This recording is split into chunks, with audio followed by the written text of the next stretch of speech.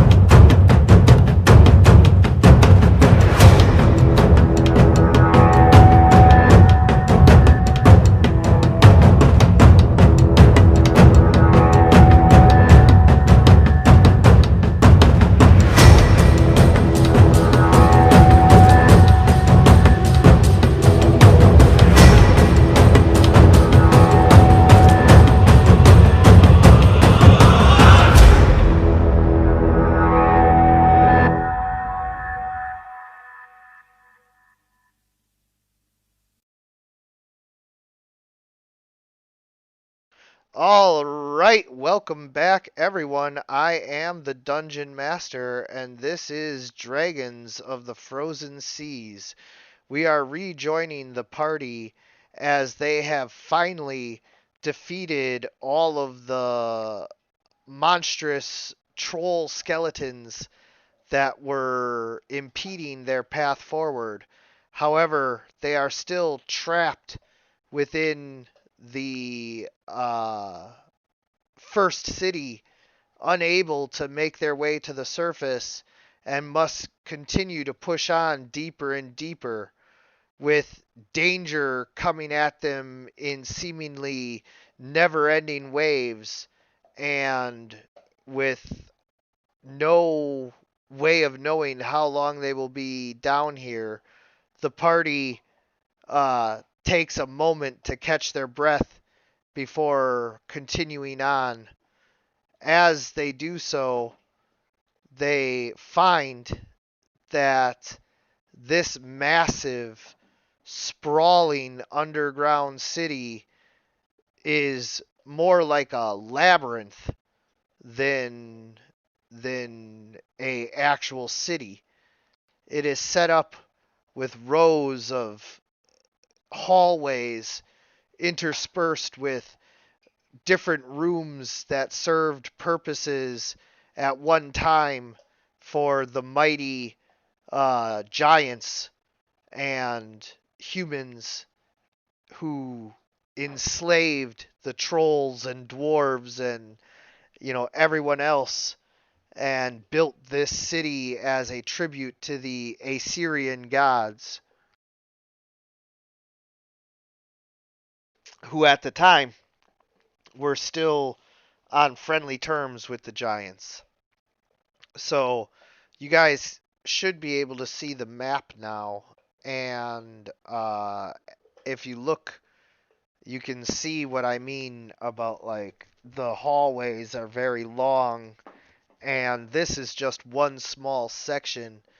I could make you guys walk through it section by section and, like, see all of it, but I think this one map gives you a pretty good idea of just the labyrinthian nature of the first city here, and just how much walking and time goes by as you guys look at broken pieces of a culture that has been buried underneath the ice for untold, uh, you know, centuries or perhaps even millennia.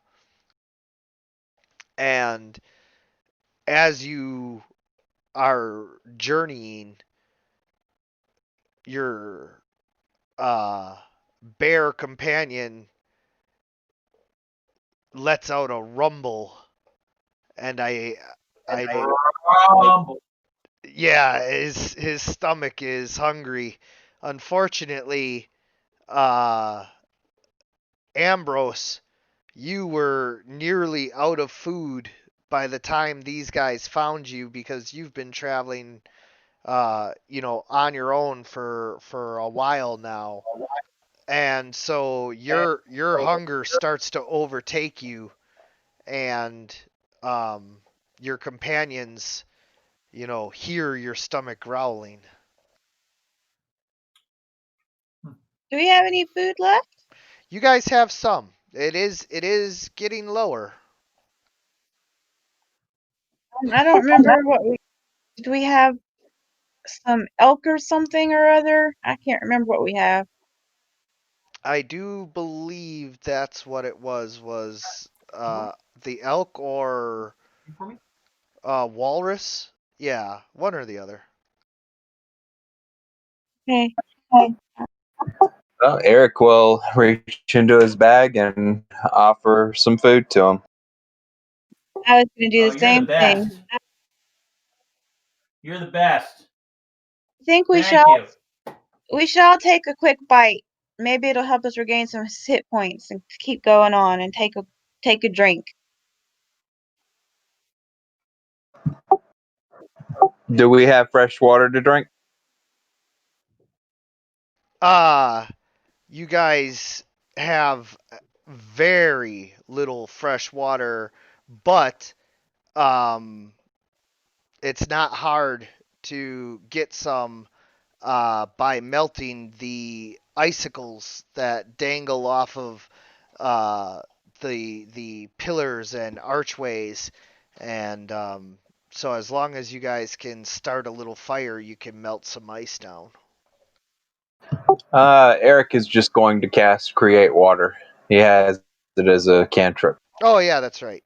Yeah, so you just fill the canteens every day probably, because can't you create like 1 gallon per level? So Yeah, pretty much. yes. Right, So if you can create 1 gallon per level, that means that even factoring in that Ambrose might require more than the average human, um, you guys would still be able to have 1 gallon of water each, plus like 2 gallons for Ambrose. Viter, obviously, as a ghost, no longer needs water, and North. It's actually 2 gallons a level. 3 gallons per level. Oh, holy! Two. Oh, 2. Okay, yeah. Still, at 2 gallons per level, that's 14 gallons. I don't even know if it's possible to drink that much water between all of you in a day. I think Eric is a little waterlogged.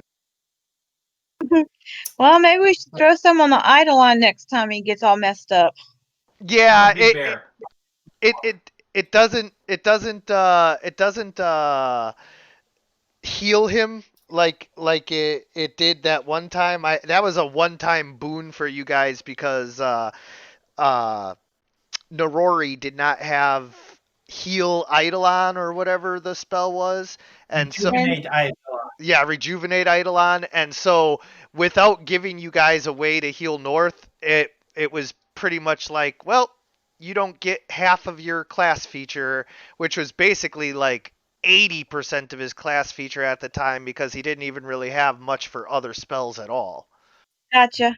All right. Well, let me know if you hear from Bruce one way or the other, if he's quitting all the way or what, because this is the second one he's missed. Oh yeah, we'll deal with that out of session. It's okay. For now, we're just gonna move forward, with the session as if Scotty is here, but I'm gonna be, controlling Scotty for now, and if he does end up dropping or whatever, we'll deal with it appropriately. It'll be okay.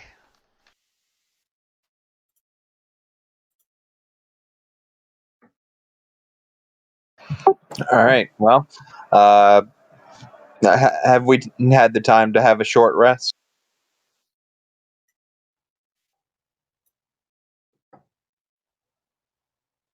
Well, we gave Ambrose some food and we passed water, so I'm assuming so. Yeah, I mean, you guys don't stop for long because obviously it is very cold, very dark, and there are dangers lurking down here. So it's not like you're, stopping and having like a leisurely picnic. You quickly divide up some, dried or salted meat and drink some water that Eric has so magically summoned out of thin air, and then quickly move on through the halls. As you guys are continuing on, however, you come to the giant part of the city. Everything triples, quintuples, octagates in size. I don't know if that's the octuples. I think is actually but Yeah, it's a couple. in size to where instead of 5-foot hallways and 10-foot ceilings, you guys are looking at 30, 40-foot wide hallways that stand some 50 to 80 feet tall, and this section of the first city also, it like just the design of the architecture is different. This is giant designed, parts of the city rather than human designed. And so everything is just like not alien per se, but different.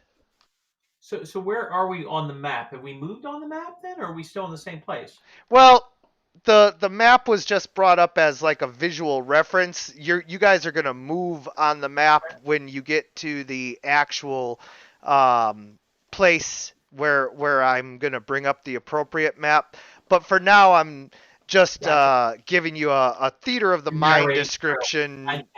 Yeah, to where you can visualize that everything is, just large, and the architecture is just slightly different.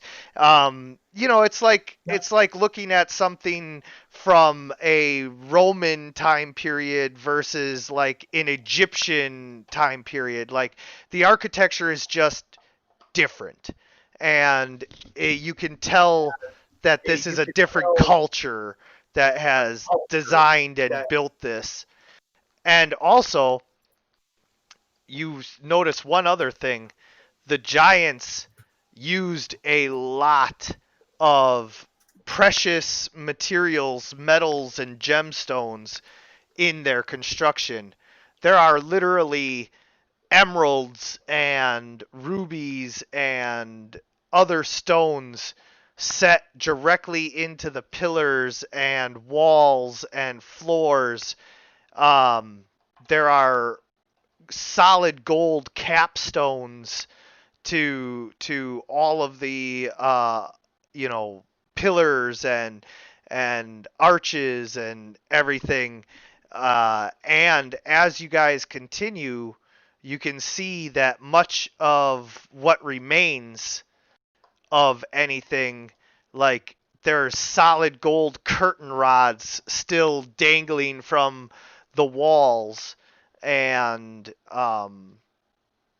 solid gold urine buckets like in little privies. I've always wanted to own a solid gold urinal. But remember, this is a Nori's giant-sized just- urine bucket, so it's pretty much like a bathtub. Nori just looks at it and says, "Ah, yes, quote unquote precious metal turned into a urinary bowl for giants. Lovely." Hey, you gotta have some swag. Yeah, I mean, they're like demigods. Yeah, they're gonna have swag. I don't know if they would just leave this stuff laying around. I wonder if they're close by. Eric is gonna roll perception and see if he notices anything. Oh, this whole city has been in ruins for so long, like nothing has lived here in centuries. Okay, so I don't need a perception check to tell me that. Yeah, that's all I'm trying to say is that this is like the ruins of Pompeii, you know, like you guys are discovering things. However, you do notice one particular thing that is off. All right. As you're looking around, you see melted or not melted, I'm sorry, frozen footsteps. Like you guys, when you step around here, the heat of your body slightly thaws and melts some of the frost that has accumulated on the stone. However, these footsteps seem to have left ice in their wake. Sort of like Norori. Well, that's as Nori sort of examines this footprint and says, "Well, that's concerning." It's not totally abandoned. All right, so I'm gonna do a cantrip and go detect magic. Maybe look for secret doors or whatever that are hidden by magic, whatever. So as you cast detect magic, you do indeed start Shouldn't to I roll? no. Detect magic's an automatic thing. Like you just begin to see magical auras on objects and all of that. So there's nothing to roll unless like the DM is trying to decide whether or not there's anything there, but I already know. So as you are, beginning to detect magical things and you guys continue to walk through there, you do indeed find a few mundane magical objects. I guess that's kind of an oxymoron, but like more run of the mill everyday use kind of magical items. And so what you find is a giant sized decanter of water. And that just produces fresh, clean water. You can pour it, and it never runs out of water. And you also find a self-propelled broom, again giant-sized. And this Why The couldn't it be original giant sized, Roomba. darn it? I can't carry giant sized, or else I would. The original Roomba, huh? yeah. A little Mickey Mouse might be in play there as well. So you find things of that nature at first, but then you also find something that wasn't meant to be found, but you can see its aura glowing. There is a tiny, maybe not tiny, it might be small. No, it's probably tiny. Mechanical construct hiding up in the rafters, watching you.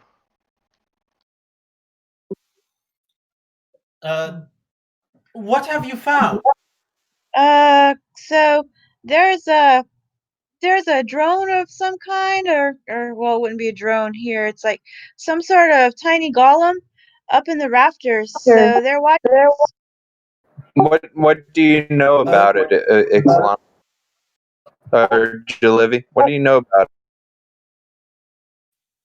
Well, I haven't examined it thoroughly yet, other than it's flying up in the rafters, and it seems to be a surveillance device.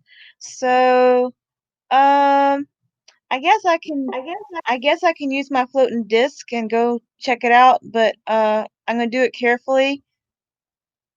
Like, I'm not doing it threateningly. I'm gonna go do flying disc and see, if I can get a closer look without getting it in threatened range. Knowledge Arcana roll might be useful too. That's true. I could help with that kind of knowledge That's roll. true. Let's do that. I forget about the skills Okay, half the time.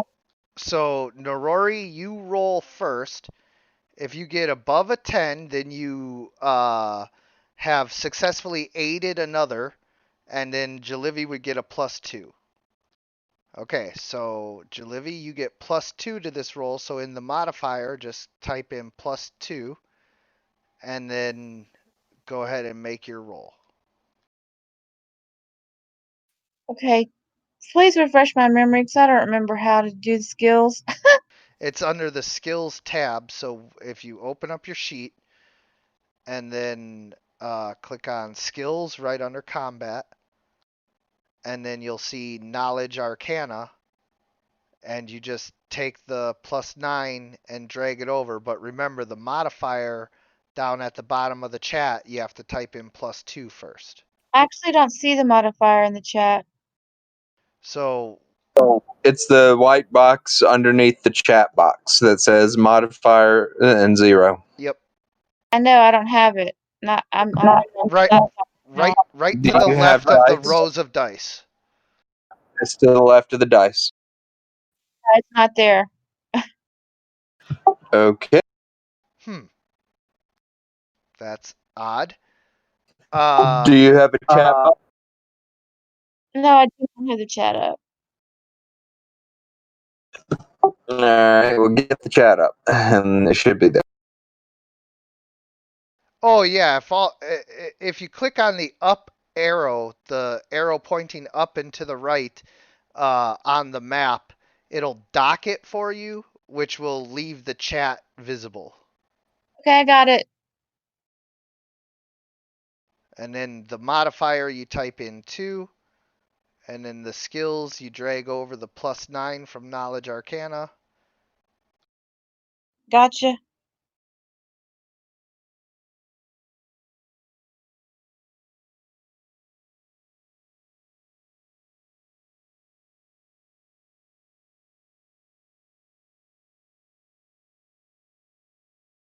That was a sucky roll. It didn't roll. I did. Oh no, it didn't go. Don't forget to type the 2 again. All right. So you know immediately that this is a ancient mechanical device that was simply just called a watcher or a lurker, and its job was to sound the alarm if there was ever, intruders, invaders. It is a tiny mechanical bird that just watches and sees what you guys are doing, but when it recognizes that you're not a threat, it flies down to you and begins to R2D2 beep boop bop at you. Oh, hi, little birdie. Boop, So, boop, beep. anybody a technocrat around here so we can communicate with it? Definitely not me. I may be able to do something with it, though I need to be closer to it, I believe. All right. Well, um, I guess see if you can communicate with it. See if you can ask us to show us the way to the city, I guess. So, would the roll be use magic device? No, unfortunately, that is for like an activated magic device. As a semi-sentient construct, um, this is more of a creature than a magic item. Linguistics. Yep, that's what you would probably need. I want you to show me the way. Nori sort of just looks at it and says, hello? Are you Yeah. there? Anyone? Beep boop. I'm not. I don't seem like I'm getting through to it. Whirr. All right. Well, I guess everybody keep weapons down as long as we don't show it that we're threatening, then maybe it'll let us be. It Um. spreads its wings as wide as it can and preens its neck up. Whirr. The So if I'm worrying is from a. around, Oh, go ahead, Brian. if I'm from around here, do I have any knowledge of what this place might be or what this creature might be trying to accomplish? I understand he's a watcher. I understand he's kind of an alarm system. Is there anything? I guess I don't have any pre-existing knowledge of the situation. Um, well, I mean, from what you know about the Giants' culture, these things would have had a lot of companions during the heyday, but it looks like this is the last one left, working or around or whatever, and it's you know just trying to communicate with you guys is all you know for a fact. Okay. So, if anyone else has any way to do a linguistics check, that would be good. Unfortunately, my linguistics sucks. Well,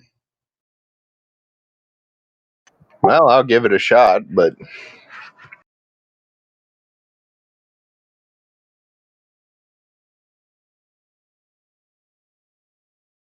Here, I'll aid. well, I don't think my linguistics is even trained. But what the heck? Hang on, let me try. Let me roll it. Well, if For aid. nobody's trained in linguistics, then like you're not going to be able to decipher the you know robot like language of the watcher. I've got linguistics 1 plus 2, Ooh. but Yeah, unfortunately, the best that you can figure out is that the beeping and booping is it trying to say something, and the whir is akin to like a purring sound. okay. Well, um, Well, I mean, I guess we should just move on at this point. Let's yep, keep moving down yep. the Keep hallway if moving. we can. The I mechanical think. Oh, bird starts to flap its wings and says beep beep beep. I think it wants to come with us.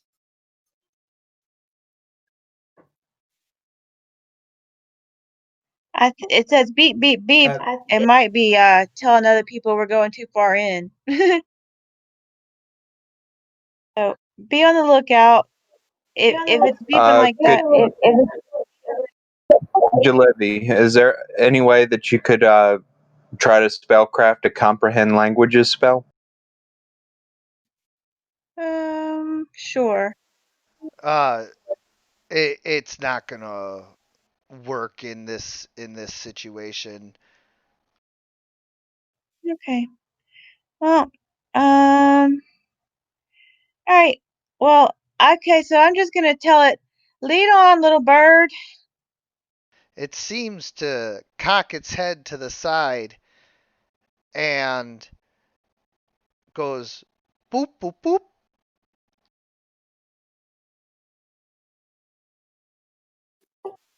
Okay, is I it think it pointing? likes me.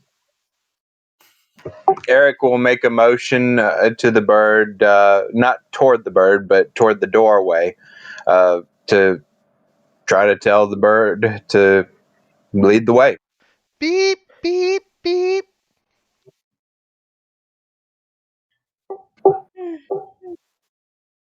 I think I'm scared of that door. I have no clue what that means. When Rory says that, the bird begins to hop up and down and like bobs its head. I didn't hear what Nori said. It broke up. I said he's scared of the door. Ah, Well, that's the only way out of here, isn't it? No. So there's a possibility he understands us, or at least he understands yes. some of what we're saying. It seems It understands us. it seems like it. I mean, you guys can't verify it, obviously. Well, maybe you could, but like so far you haven't been able to verify it. But it did react when Rory said that. And no, that's not the only way out of here. There's the door that you came in through. There's a door. There's a door on the opposite side, and then there's a rather large hallway that leads off to the south. Okay. What does the bird do whenever I motion toward the hallway pointing south? It hops up on your shoulder and goes click click. I think it wants us to go that way. All right. That Well, would let's be possible. let's go this way then. What's that, Rory? I think that's the That's the way to best go. possibility. Yeah. Okay, so it seems like you guys all kind of agree.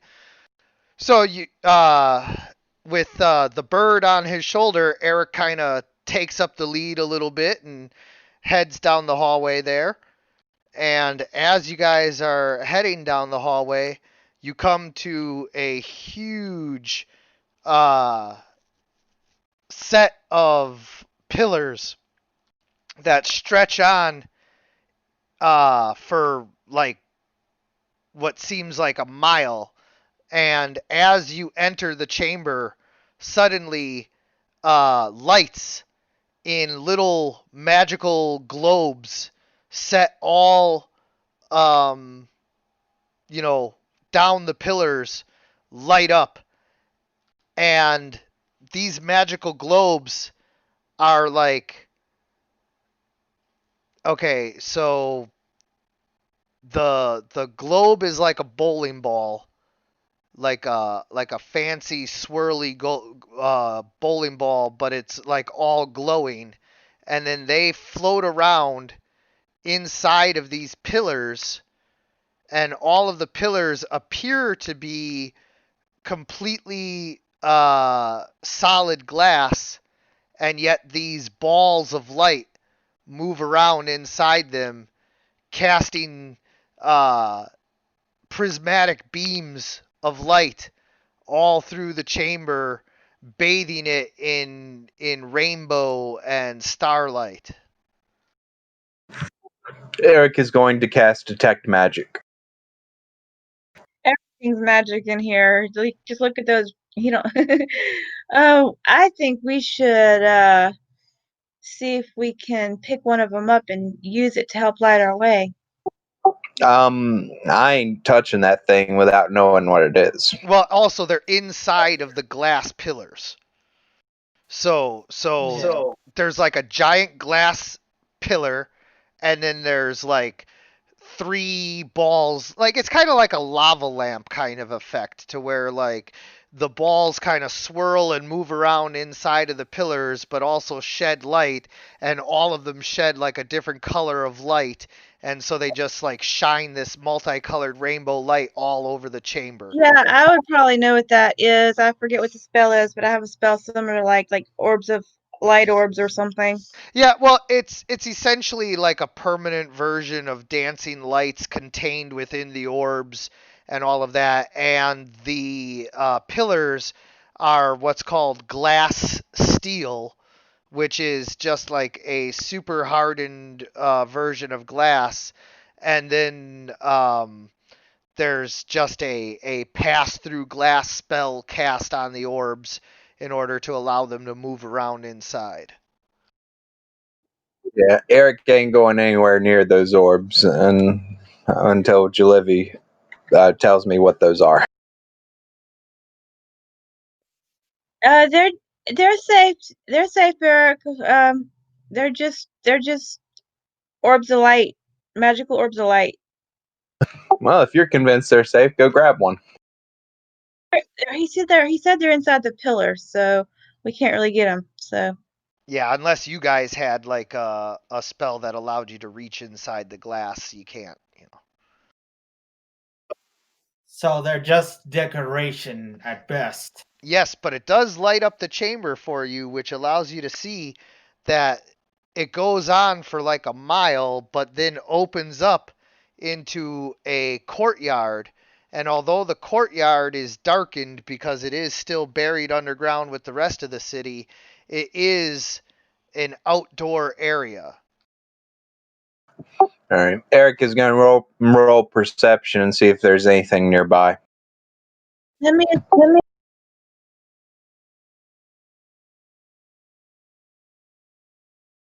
just hang on. What? I was gonna try and assist. I'm just like I shouldn't be Oh, playing on my laptop. oh, well, perception isn't really something that you could have assisted with anyway. So, um, as you're looking around and listening closely, Eric, you do feel a extra cold breeze coming from the courtyard, which is unusual since you're so far underground that there hasn't been a lot of moving air. It's as if a storm is moving in.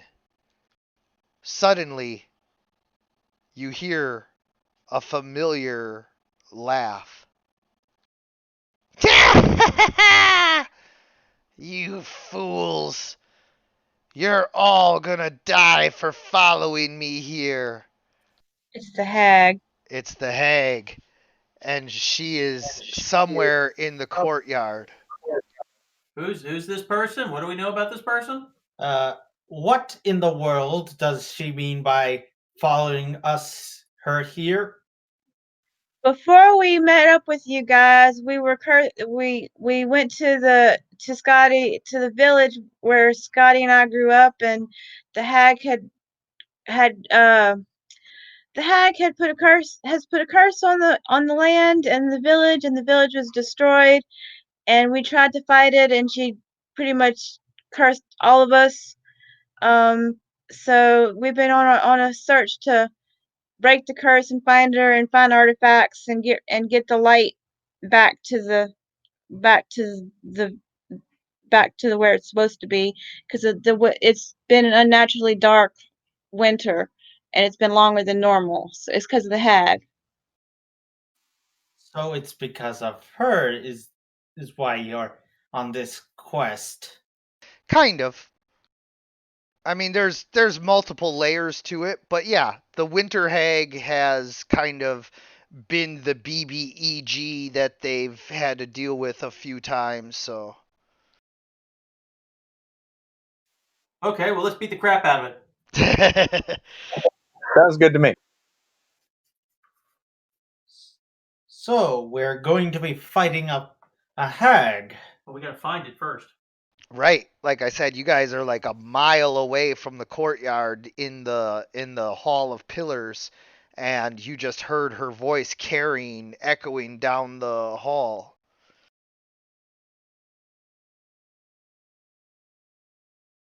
It's some kind of Right, spell so she let's- uses so you can hear her a long way off. It's a witch spell that you can communicate long ways off.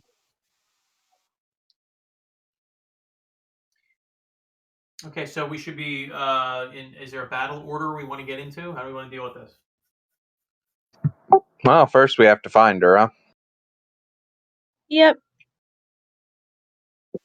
Yeah. All right. Well, Eric is going to cautiously move ahead. Come on, stay with me, folks. I think what Ambrose was getting at was like, do you guys want to get into a marching order now for, if you get jumped or whatever? Yes.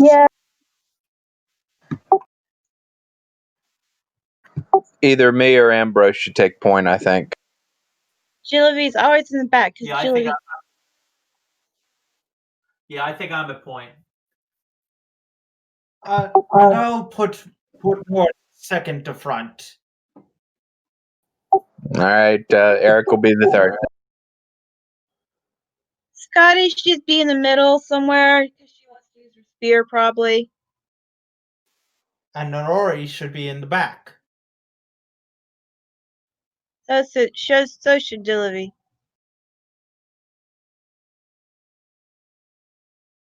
All right, we'll form. And Ghost Veeder will be by Eric.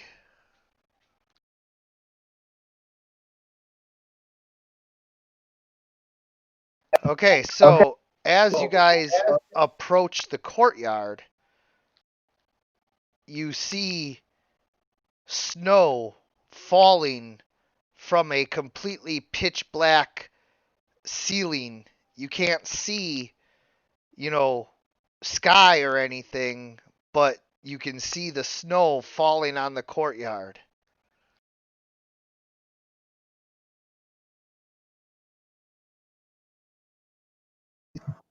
Okay. Do we see anything else? You see a statue of a giant, and he has several children gathered around him in a ring, and each of the children bears the resemblance to one of the kinds of giants. How many children are there? Like 9, I think. Do we know exactly who this giant father is? Yes, that he would be oh, now I'm going to completely space on the name. The father of all giants. He's basically a god.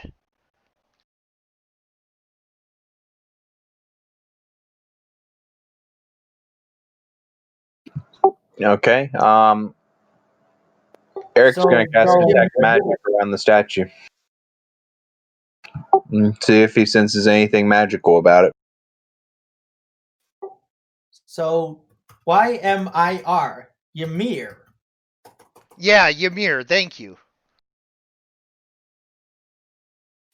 So Nori sort of steps to sort of nearby this statue and sort of looks at it sort of suspiciously and says, this is clearly some sort of puzzle, though I don't know what in the world Ymir has to do with it.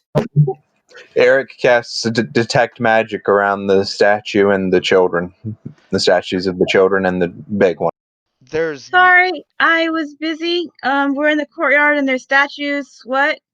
Yeah. The statue of Ymir, the father of all giants, and then the 9 types of giants in child form are in a ring around him. As you cast detect magic, there is no magic present on the statue or anything, but there is an aura of magic on the entire courtyard. Okay. I wonder if an illusion, maybe? That's what I'm thinking. That's the only thing that makes sense here. So there's 9 giants with the 9 children, and so Carrie's gonna Jilby's gonna go examine the frost giant one because that's their realm and see if she can find any markings um to help her decipher what we're supposed to do because this is the frost giant realm. So she's gonna go see if she can decipher, if she can figure out if there's something odd or different about the frost giant statue baby giant. As you And go, Nori to help. yeah. Okay. As you go and check it out, you do see one thing interesting or whatever about the statues, and that is that all of their eyes have a gemstone that is like going along with their type. So the frost giants have diamond eyes. The frost giant statue has diamond eyes. The fire giant statue has ruby eyes. Uh, the storm giant statue has sapphire eyes, etc., etc. And so you see that, but nothing else indicative of anything. Are any of the gems missing from any of the statues? There are no gems missing from any of the statues. I am not gonna take the statue. I'm not gonna take the gem, but I'm just gonna like turn it upside down and put it back in and see if that opens any secret doors or anything. Okay, so as you reach for the diamond and pull it out for a second, as you're looking at it, you can see through the illusion that is cast on this courtyard, and you see a massive set of golden doors that leads to the royal chambers. Okay. Doors Hmm. open. All right, so I tell them, okay, when I took out the gem temporarily, I tell them that this is illusion. We've got to figure out how to break it. There's doors that'll lead us to where we want to go. I'm assuming each subjective door will lead to its, like uh will lead to its counterpart, like the frost giant eye will lead to the frost giant door. So there, it is an illusion. It the doors are behind the illusion. So we got to figure out how to break the illusion to get to the doors. All right. Eric is going to touch each of the gemstones. He's not going to pull them out, but he's just going to touch them to make sure they're all there. Yep, they're all there.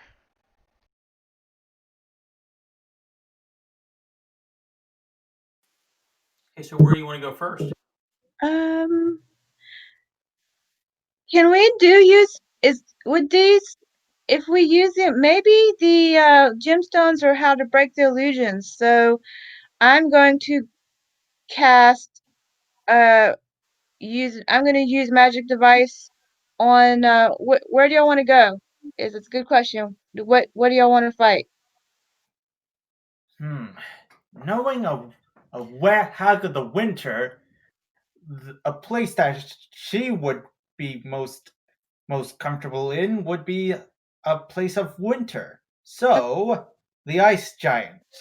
All right, so I'm going to use magic device, and I'm actually going to take out and turn around both eyes and then push on them.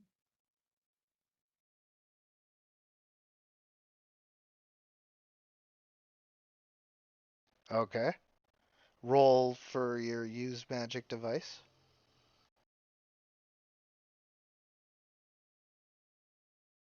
Just a sec.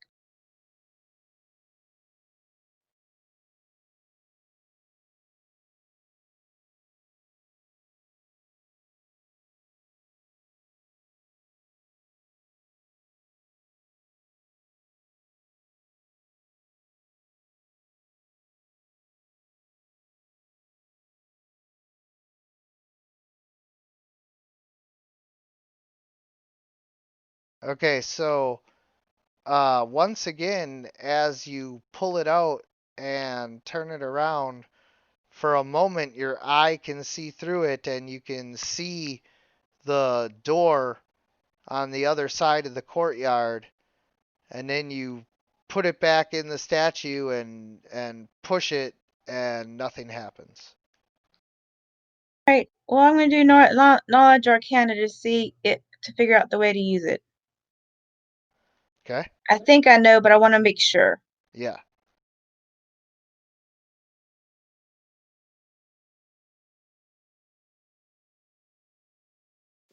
I think you're supposed to put them towards your eye. Yes, it's a gem of true seeing that allows you to look through it and see through illusions and see things true forms, etc. Okay. Okay. Eric is going to grab one of the rubies from the fire giant and see if he sees the same thing that Jalivy sees. You do not.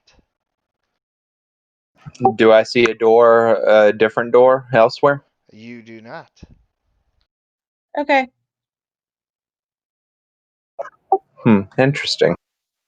Did you see anything, Eric? No, I didn't see a thing.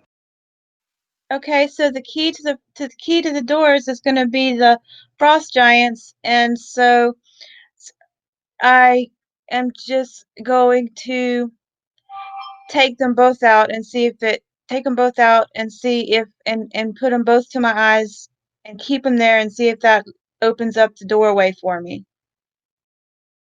Well, by holding just one up to your eyes, you can see everything.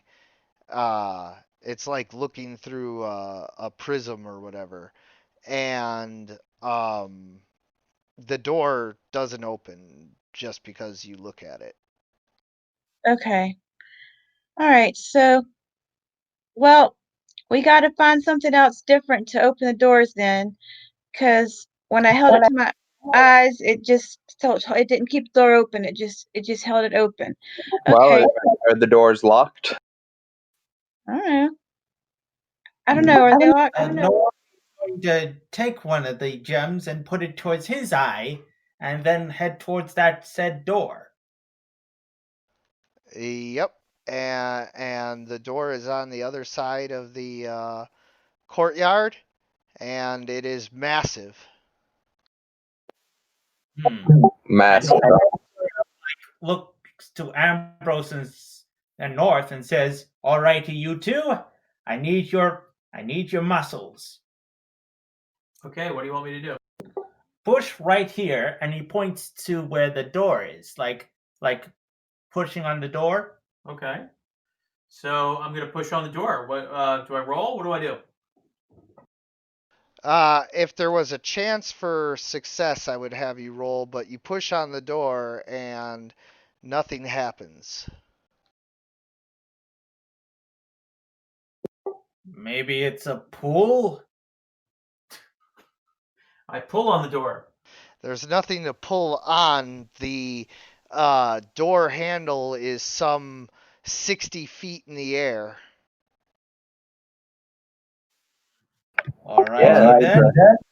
It's a hell of a door. Then What does we're the door going appear to to be made of? The door is made of solid gold with two solid platinum door rings, some 60 feet in the air, each one maybe 10 feet in diameter. Eric is going to look over to the thing on his shoulder, the little mechanical thing. Any idea how to get through here?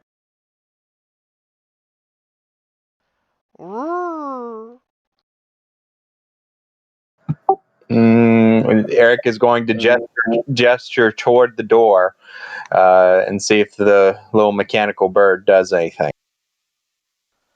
It kind of looks at it and looks at you and like extends its wings and flaps its wings a few times. All right. Well, it's 60. So we're going to need a big rope. No, that Nori says. we're gonna put Ambrose. We're gonna put Ambrose and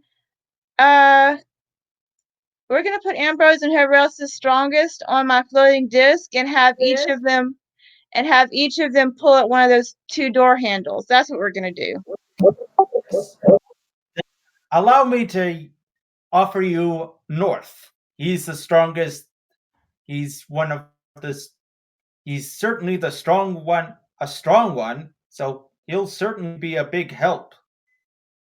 Okay. So I'm gonna cast floating disc. And how heavy is Norori? How heavy is North and how heavy is Ambrose?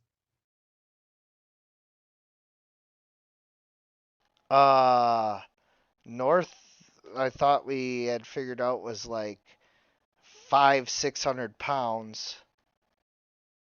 And I think we'd have a better chance if we just tied a rope to the handle and tried pulling from ground level, because it's going to be more difficult for them to pull while they're on the floating disc, I would think.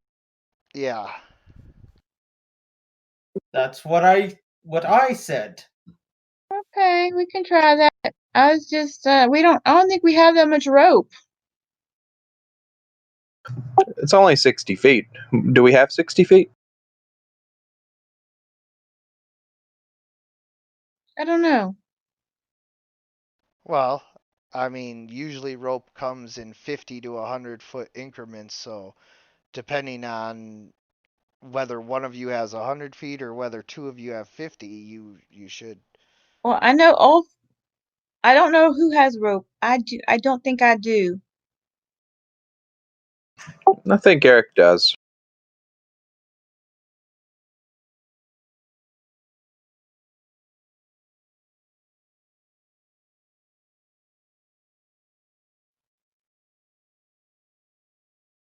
Jalevi, do you want to take this rope and go up and tie it around the door handle with your floating disc? Sure, I can do that.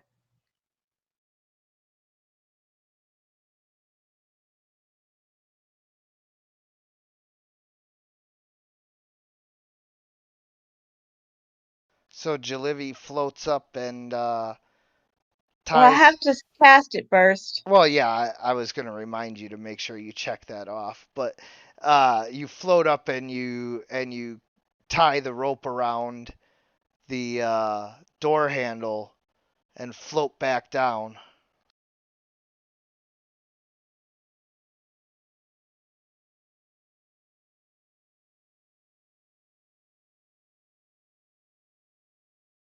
I don't think it rolled. Did it roll? There's nothing to roll. Yes, it is. It's a spell. Yeah, as long as you click cast. Okay, I did. You I cast tell magic her- armor. Bring it down and give it to we're gonna assume you had two so because of his height, and then I'm gonna give one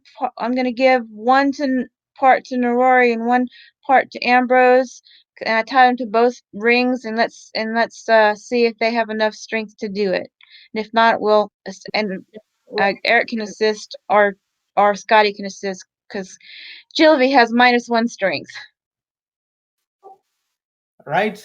Nori gives the rope to North and commands him to pull. Go ahead and roll strength.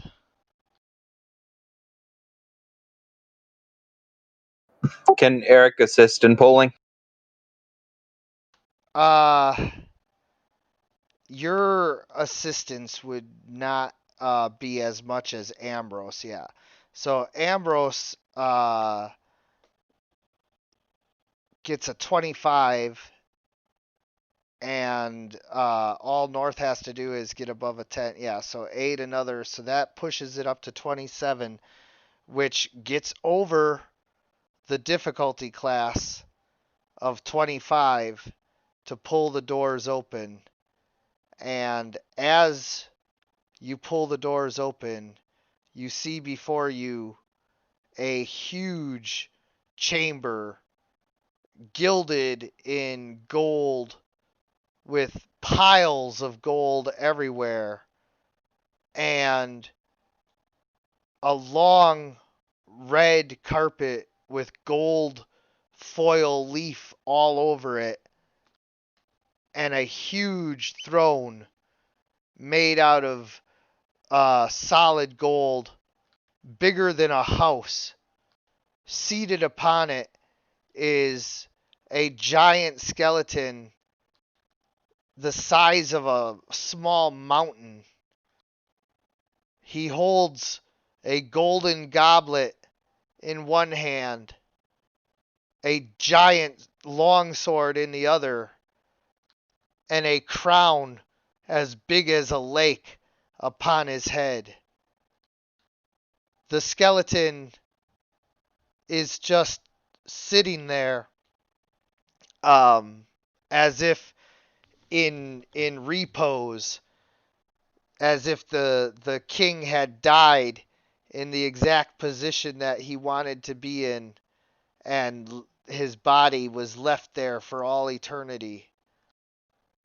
You also see a woman dressed all in black with a black staff in her hands, and she is chanting some kind of ritual.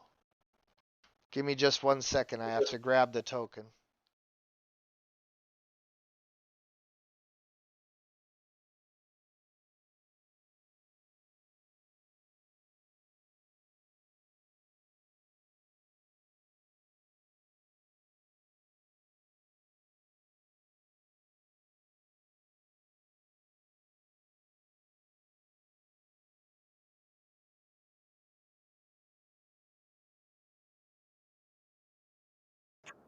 How far away is this hag anyway?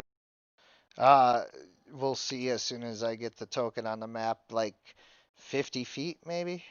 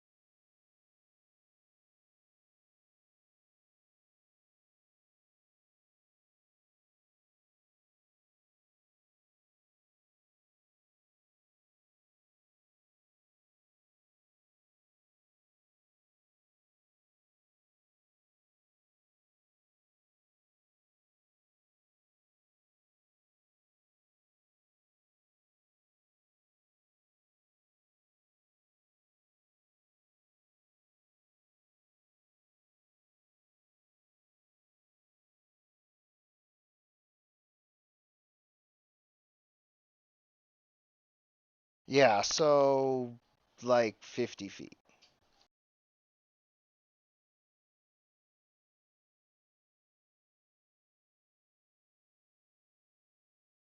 Wow, exactly 50 feet.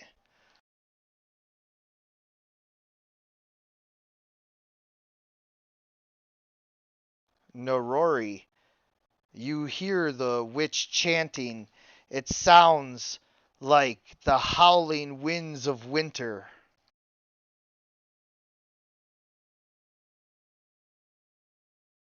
Whatever she's planning to do, I bet it has to do with those skeletons. And I really am not interested in her reviving that, as Nori thinks to himself, and sort of taps and sort of commands North forward to attack the witch. I wouldn't do that. I'd bring out some other summoners to help you too, because it's not gonna be an easy fight.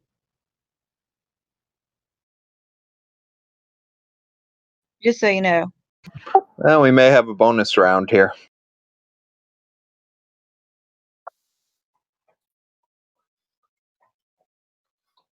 I believe North is going on the same time as my turn. Is that correct, DM?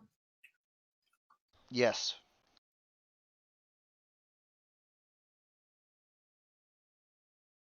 So North is going to go slam his fists on that witch.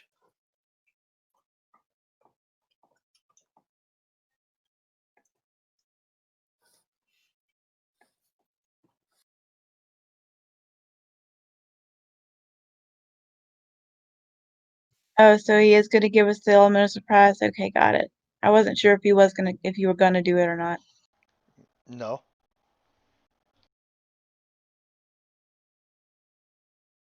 No surprise. Oh, okay.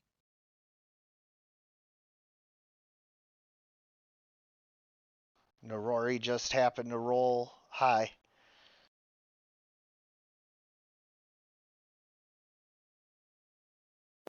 As what prevents Nori from hitting the hag, slamming onto the hag? The howling winds surrounding her are so strong that as North approaches, he is literally like being blown back, and just like an NFL kicker, he failed to adjust for the wind and missed.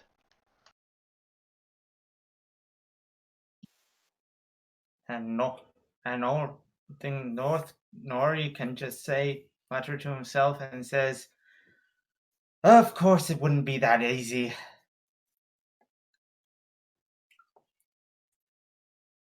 And he's going to cast haste on everyone It's going to cast haste on his allies.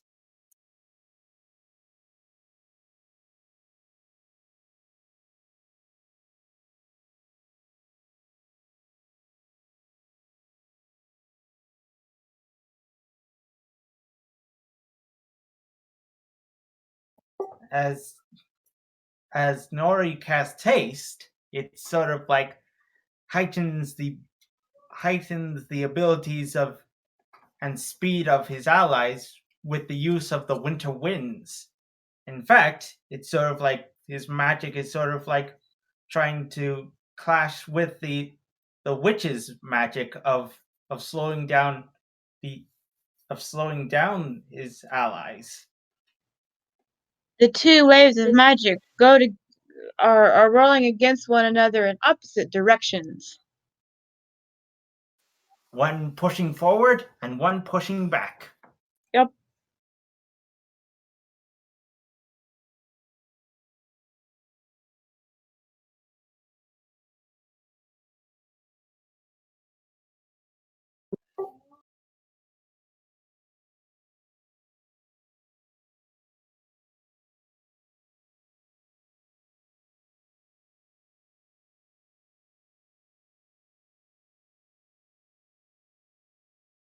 DM. I'm setting up the haste.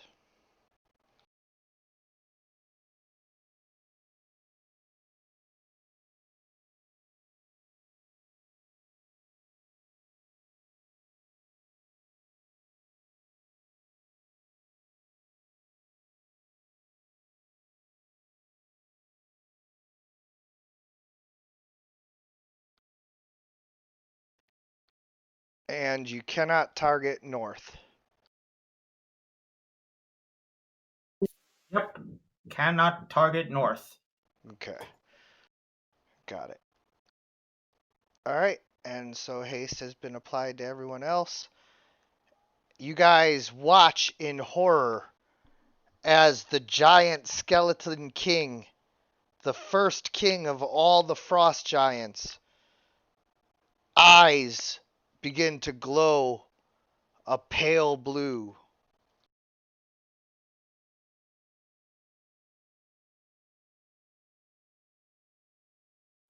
Oh dear. So where are we all relative to the skeleton and the hag? It's on the map, Dad. Well, which You guys are about 50 feet to the south.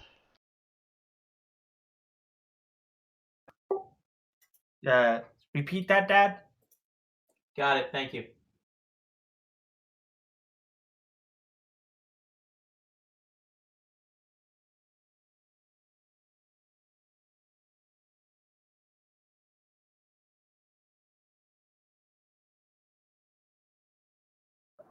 All right. Is the witch still chanting at this point? Yes. Okay. Eric is going to cast Flaming Sphere, targeting the witch.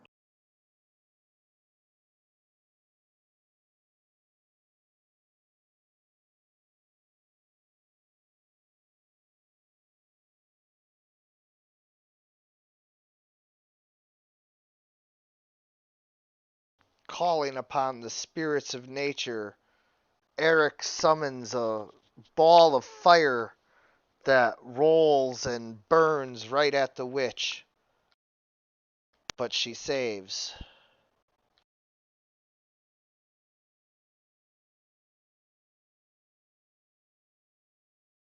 What the hell? Did you fail to cast that?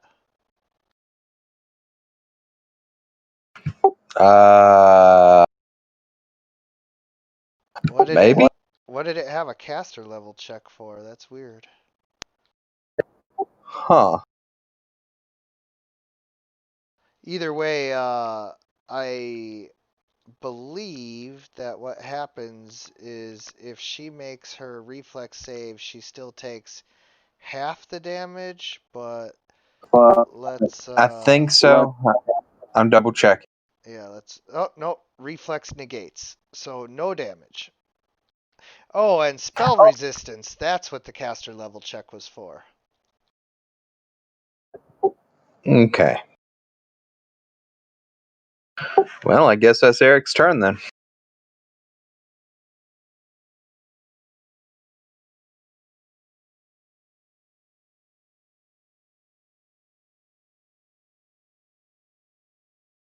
Don't forget to end your turn.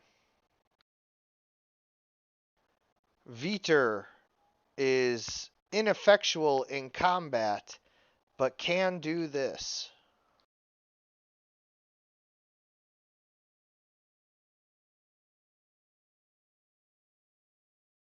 He goes up to Ambrose and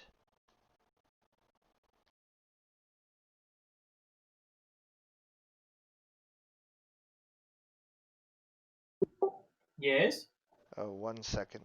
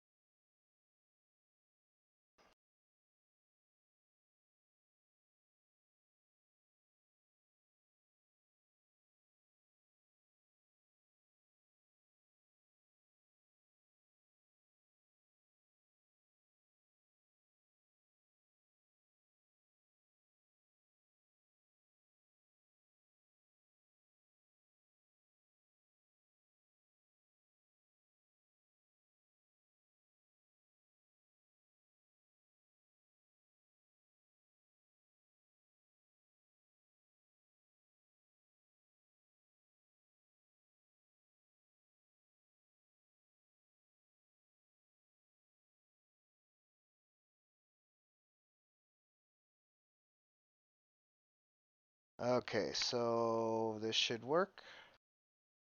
All right, he comes up to you and he basically Bear hugs you, healing you for 15 points, and you feel much better. How come that didn't heal you? Looked like it went the opposite direction.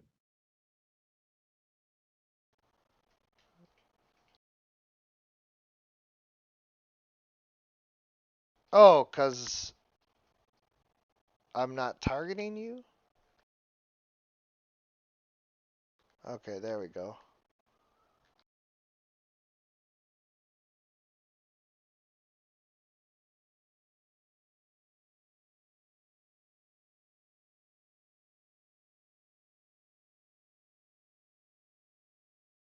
Okay, healing you for 9 points, but at least you got him this time.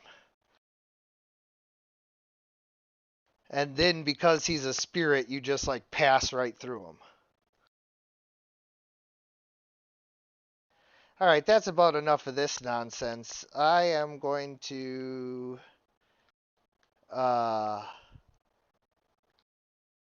beat North to death.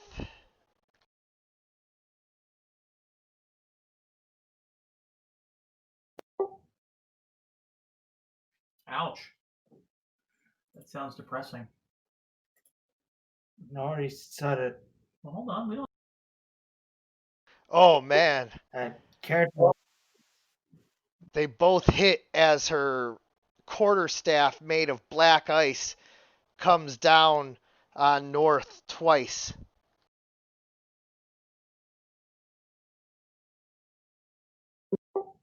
Causing him to chip a bit. And Nori sort of like behind the group says, "Oi!"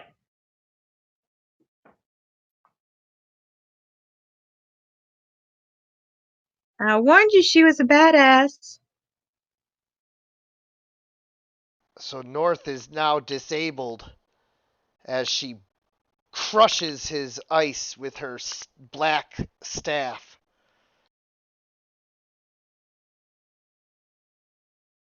No chance it would heal him since he's ice, huh? No, she has malignant ice.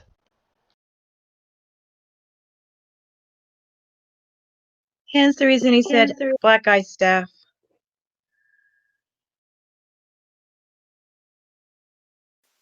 Certainly is a powerful rod.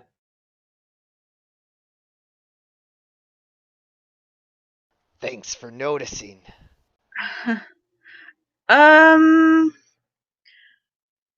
What is the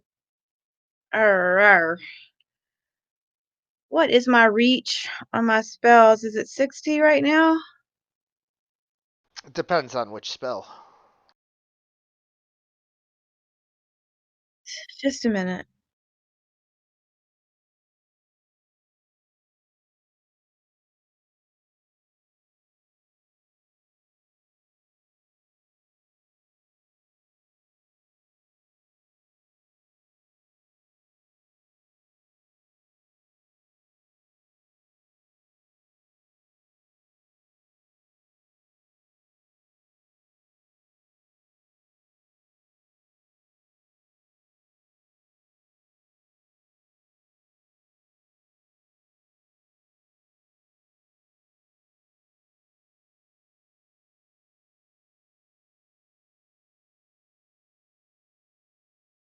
I'm sorry, I can't see. I need to turn on some lights. I can't see.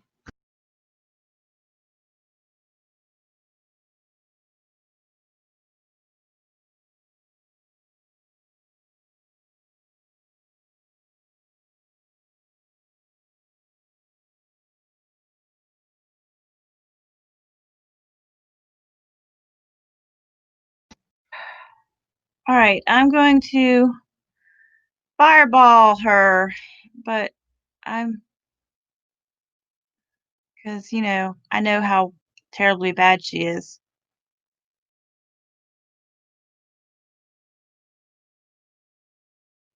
Why is my thing not working?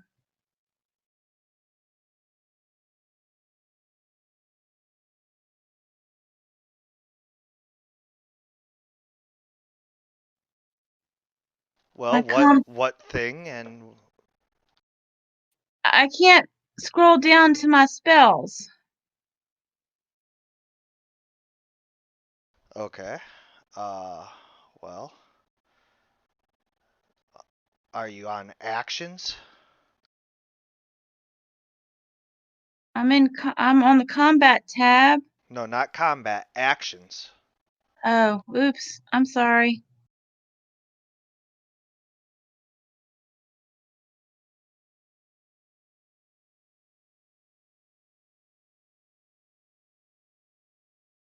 One damage per level plus 20-foot radius. 1d6 damage, 20-foot radius.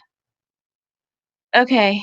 No, I guess that I will have to, because I can't do fireball because I'm gonna kill what's left in north. Not that it's really gonna matter.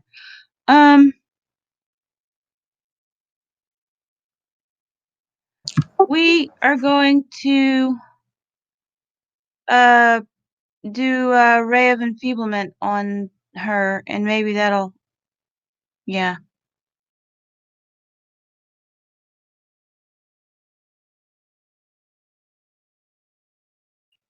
There you go. In hopes that she'll decrease her damage. Hopefully she won't say.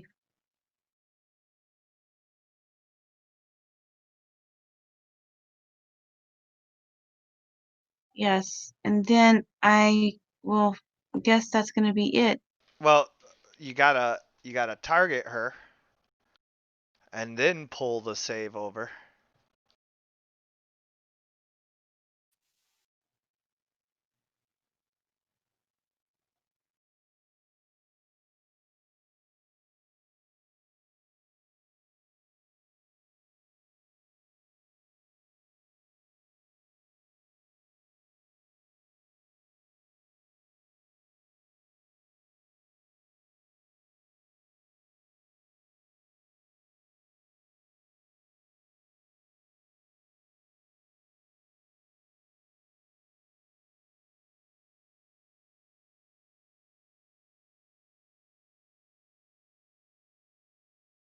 Yep, you're targeting her. Now pull the save over.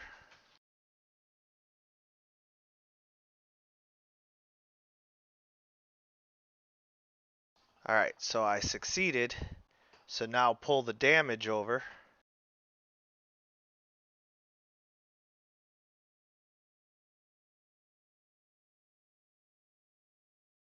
Yeah, so you did some damage, but not as much as you wanted. Yeah, well, the whole point was to de-strengthen her, but I didn't do as much as I needed to. Yeah.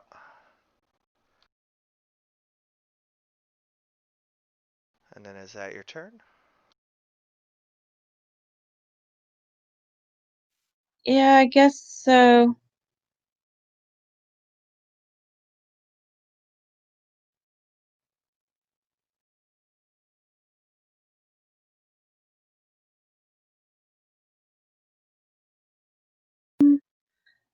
That's what I get for not playing on my regular computer.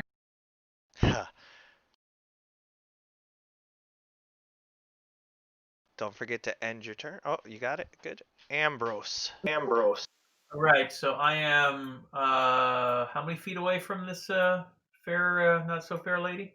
50 feet. All right, so then can I get to her and attack, or do I just need to? What are my options here? So if you just move, you can get there but not attack. And I believe. Can I get half the way there and throw something at her? Yeah, I was just. Well, he can get there. We're hasted at 60 feet. Oh, that's right. You guys are hasted. So yeah, no, you can get there and make a single attack. So use your single attack at the bottom because it does more damage. Okay. So I'm gonna get that. Hold on a second. Get rid of that. Doesn't the haste also do +1 attack? +1 attack, yes.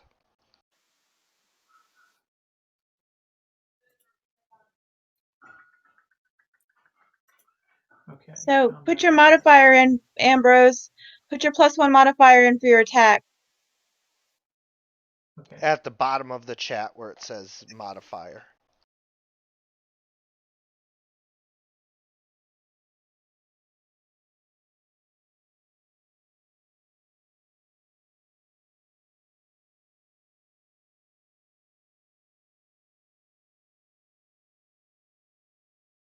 Where do I put my modifier in again? I'm sorry. At the bottom of the chat where it says modifier. Oh, I got it. Yeah.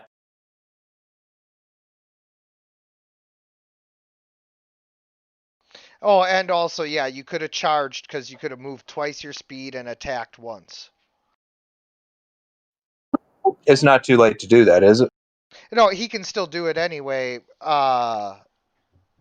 He Will that increase its attack? He doesn't have to charge.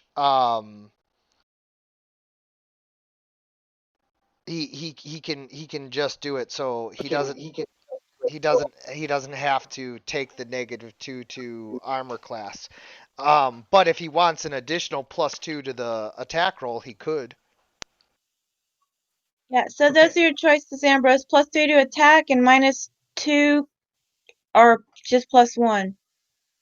Well, it would be a total of Uh, +3 for -2 AC, or just +1 to attack with no penalty to AC. Why don't we just do the +1? Okay. Yep. All right. I'm rolling this one, right, Kate? Yep. Okay. Let's see.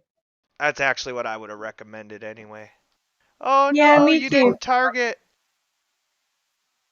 Didn't I? Oh, I did. Right click, right? Control You're left both click. supposed to click on your character. Control left Okay. click. Control left click. Yep, there, you got it now. Ah. All right, go ahead and make sure Alright. you type in your modifier again. +1. Oops. Hold on. Okay.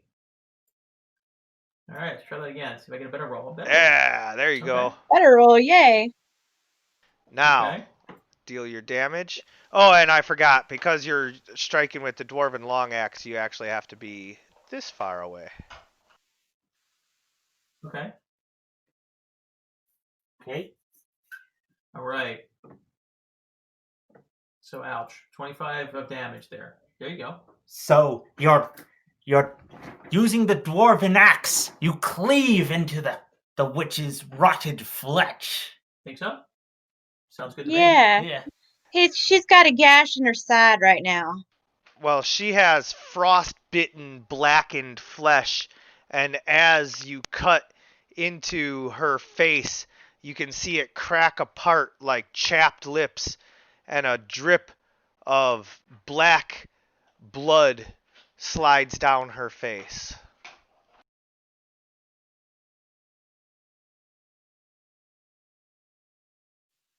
All right, Ambrose. Everybody, stay behind me. I'll protect us with my spear and magic helmet. Says Scotty. Yes.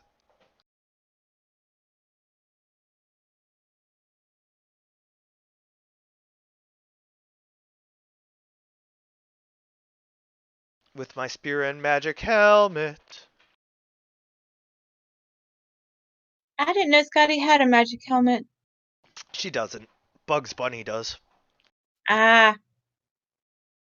Yes, I forgot. He does in a couple of episodes. You know, the HBO Max has Looney Tunes revisited now. They have on HBO Max. They have Looney Tunes. All the classics? I don't remember if it's the classics, but I know they have Looney Tunes on there. I don't know if it's the new and classic ones or what. Oh. Does it have Speedy Gonzalez and Roadrunner? I don't know. I'll have to look. I'll have to look. But I know they do have some Looney Tunes on HBO Max. I want to see the band one. Wait, Roadrunner's banned? Yes, nowadays it's it too violent. is.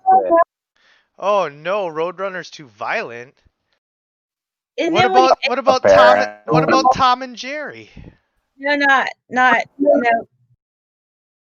not banned. Apparently, Not that's banned. okay. And Tweety Bird and Sylvester? Don't ask me. I mean, Granny used to straight up beat that cat with a broom. Yep. So Chris is looking forward to. We have HBO Max. I was gonna get rid of it, but he's looking forward to it because when Dune comes out, HBO Max is putting all their, I think, like 17 Warner Brothers movies out there they're coming out with next year, and they're all going to premiere on HBO Max and on the day of theater premiere and be available for 31 days. Nice. What are you doing, Nori's going to heal up his Eldion with rejuvenate Eldion. He's destroyed. Oh, There's nothing left of him. I thought he was merely disabled. Well, yeah, a construct at 0 is just, out. They're done. Oh, I wish I would have known that. I thought he still had like 1 or 2 damage. I would have fireballed it anyway. okay. So Nori, sort of sighing, says, "All right, you want to play rough? Then how about I call this up?"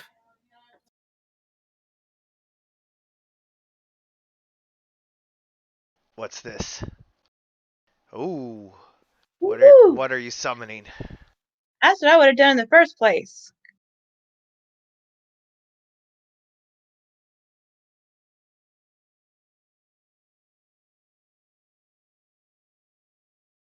I'm trying to figure that out.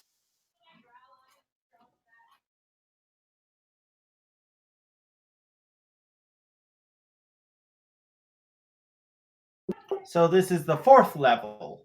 Yep.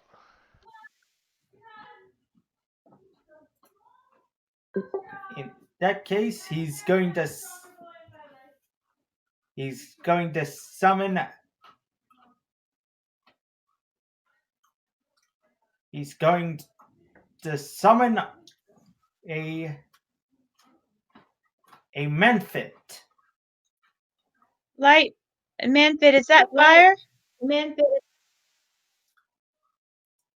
Now he's summoning an Ice Menfit. Oh, ice. Yeah, duh. Because it doesn't work with the theme, Dad. Gotcha. Yeah, I know that. I'm just dumb.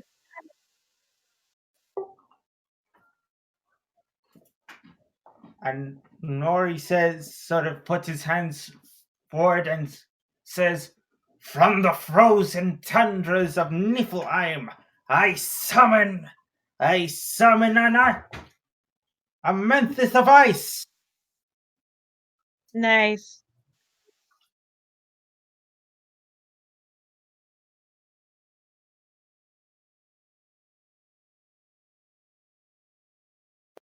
Care to describe what happens, DM? As soon as I get the token out.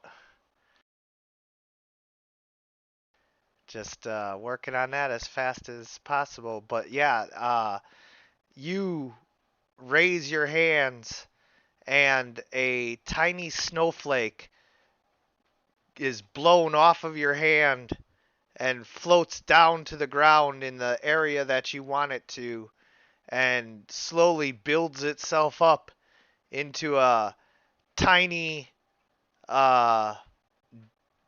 demon looking creature made out of pure ice.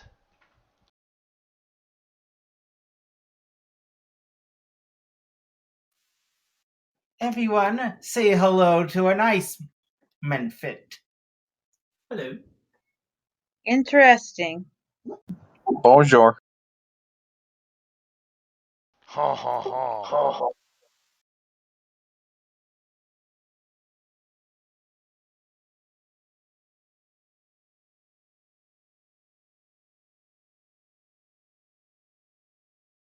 And set that to friendly. Oh, friendly. There we go. And where did you summon it? Near where North was standing, like right here. Yeah. Yes, like there, right there.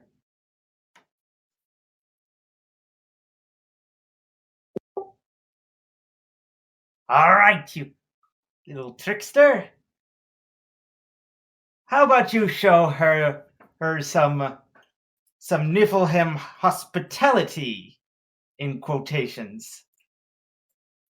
And let's see.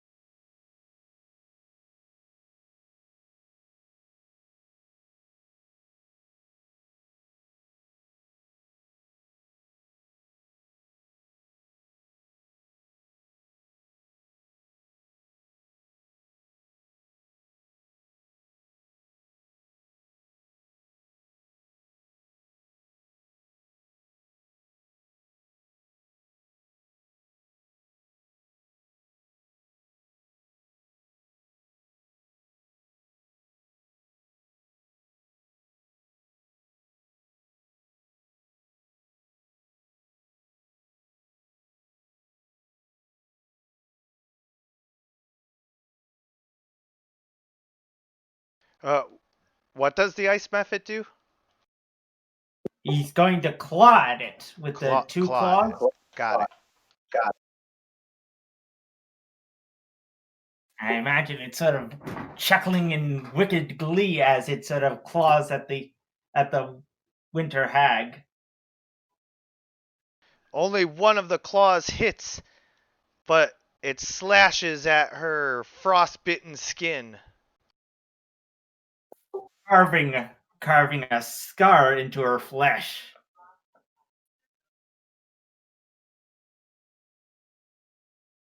And then is that your turn? Yep, that's my turn.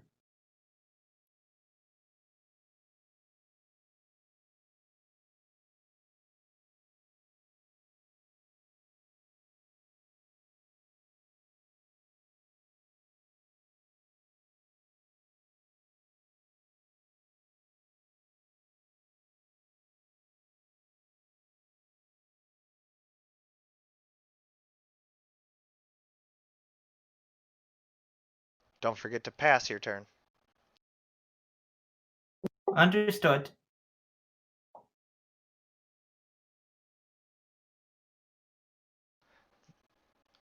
The skeleton giant's blue eyes glow brighter. I think we need to hurry. Yep. Okay. Eric is going to use his move action to direct the flaming sphere from the previous round into the same space as the hag.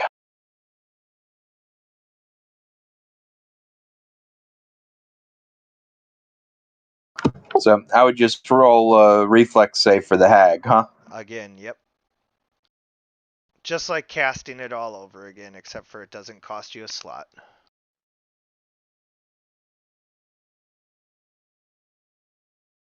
Aha! I'm too quick for you.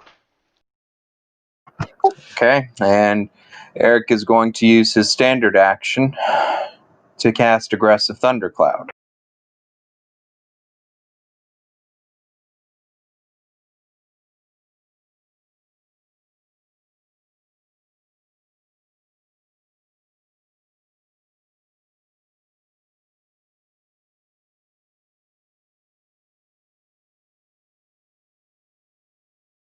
Okay, so I automatically succeed at my save and you failed your caster level check.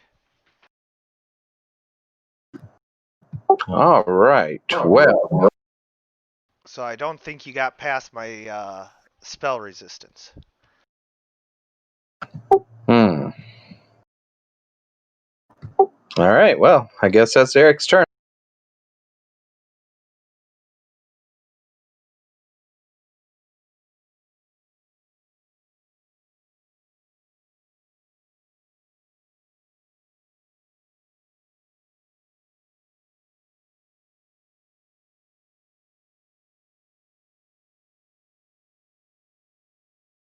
I am going to save my healing. Because I only get so many per day.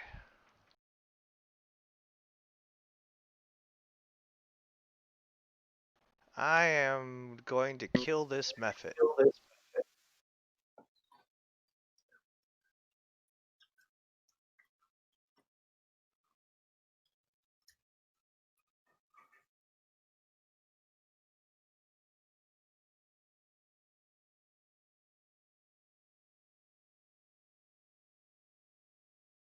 Damn.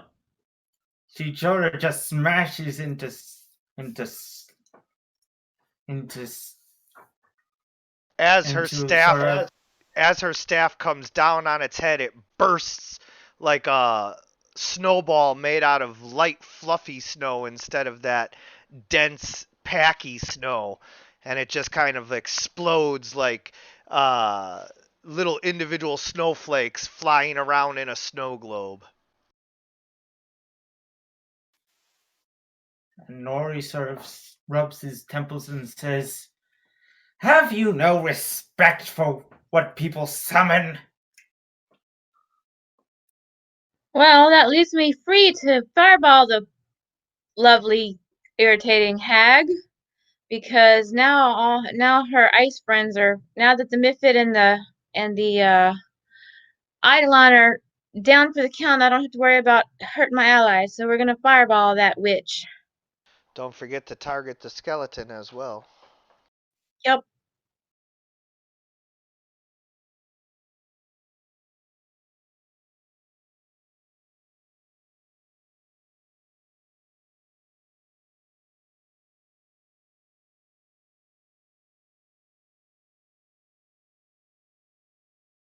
Do you? I guess I should put it in the middle, right? Since it's a 20-foot radius, put it in the middle of the two. Yeah. All right. Well, I mean, so that the edge doesn't cross over into Ambrose's space, wherever, Yes, that too. Yeah. Hopefully that doesn't wake the skeleton up. I'm sure it will.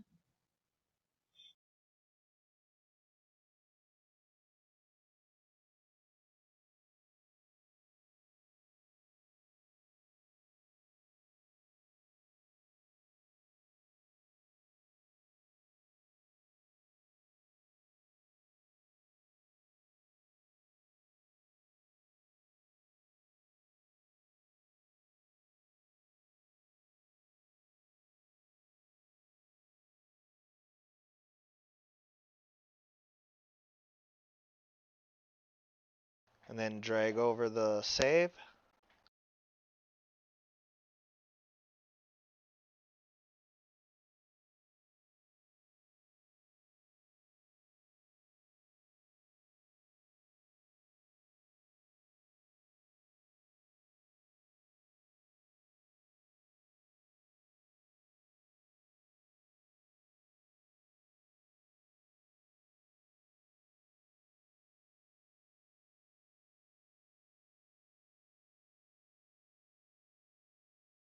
This thing is so slow.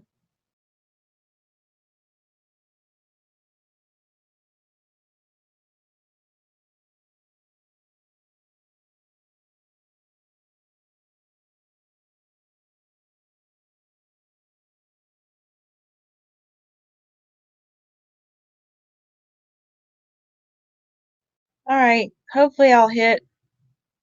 I There's doubt it. there's no there's no hit. I don't know why it's doing that. Okay, so the hag, you failed to get past the spell resistance. Uh, the skeleton, you dragged over an attack. So, oh wait, here's the reflex saves. Okay. The hag failed her reflex save, but takes no damage because you didn't get past the spell resistance. The skeleton, on the other hand, failed his save. I don't know why it took you off of the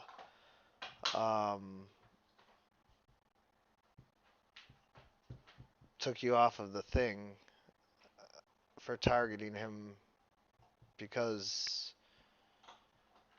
you should have still. Oh, attack, skeleton, miss. Yeah. Hold on. I have to figure out why your thing is doing that. That's not right. Just how much spell resistance does this hag have? I think it's 21.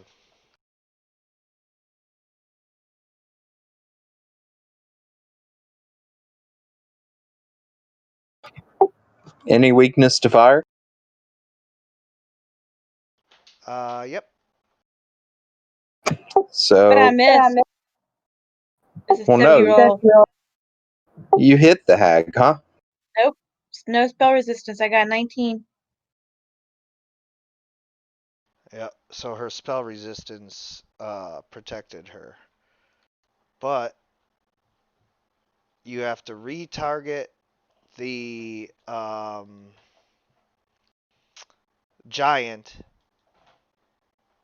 and then go to the plus minus on the upper right, plus/minus, and click under damage where it says half.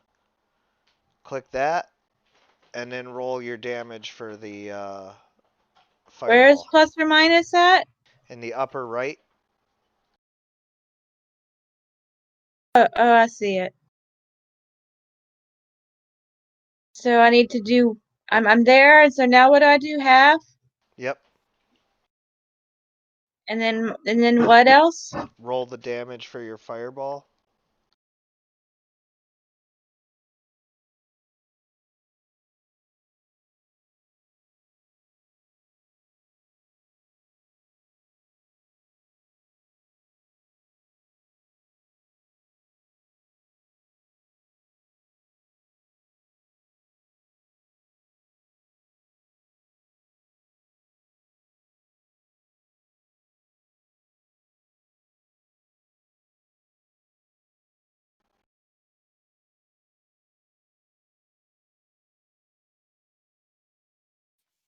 Okay.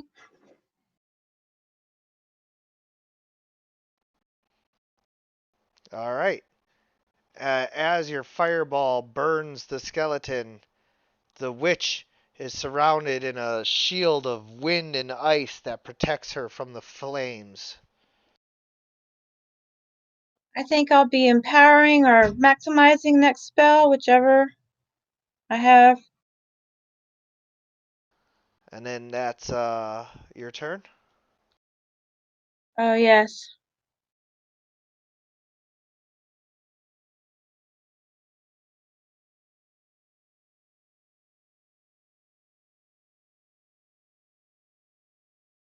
Ambrosia. All right, time to keep beating the crap out of this thing. I'm assuming that I will do that by just targeting. I got target. Yep. Attacking. I'm just going to use my 2 attacks. Yep. Do I get a modifier here? Am I? Nope. Yes, My we're plus still one? hasted. Oh, +1. We're still hasted. Yes, the haste. For like 4 more rounds. Five At don't least. forget At you least get 5. extra. Don't forget you get an extra attack when making a full attack. He's got that automatically programmed in there. Oh, you meant yes. And now roll just the single dice, the plus Gotcha. 17. Yep. Okay. So Oh. miss, hit, Got hit. So go ahead and roll your damage twice. Not the bottom damage though, just the regular damage. Okay. And then one more, right? And then one more. Perfect. With 3 hard hacks of your dwarven long axe, you manage to hit the witch twice, dealing significant damage.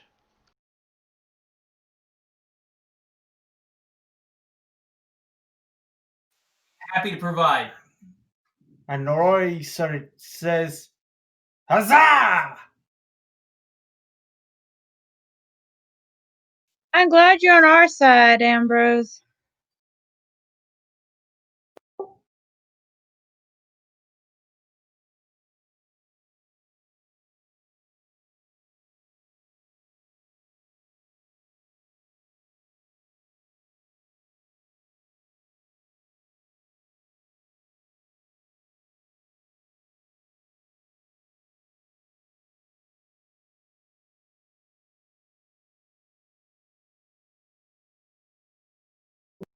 DM?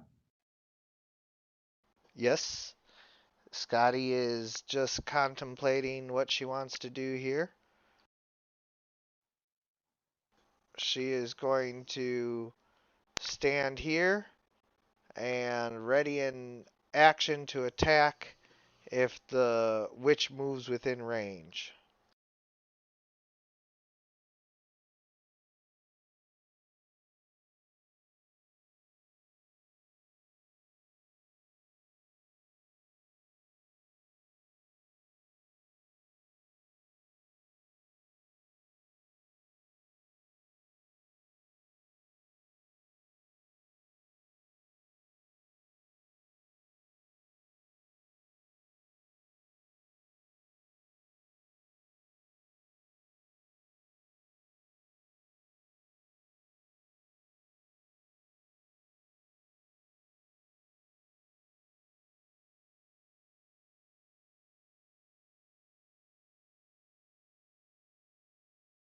Nori sort of saying,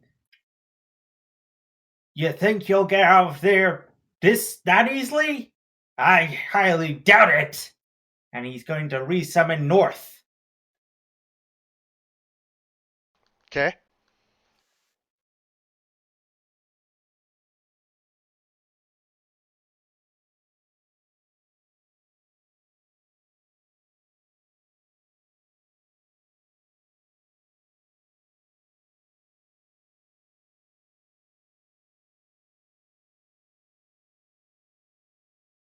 Oops. Alright, North is back on the map.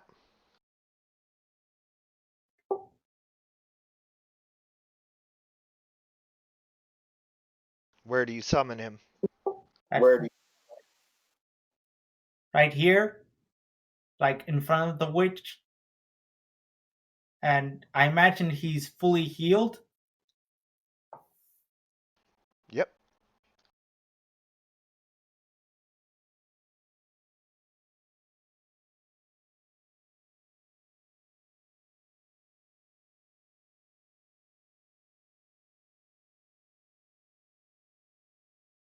And North, after being summoned, is going to slam his fists into this witch.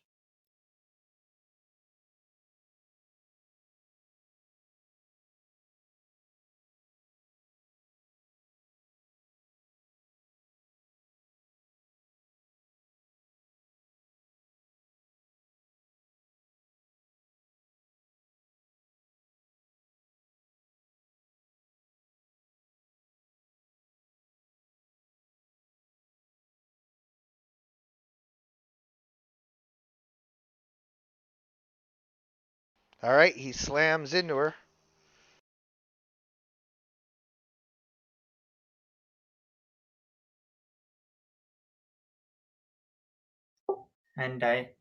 But it doesn't kill her. No. She is grievously wounded, but Yes. not dead. Yes.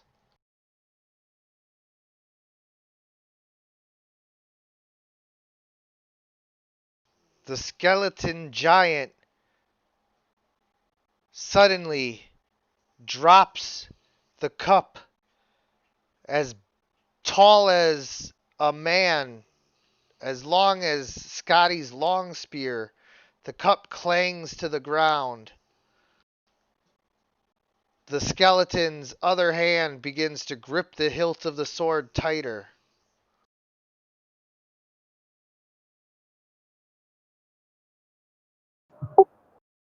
Eric, you better do something quick. All right. Give me a second.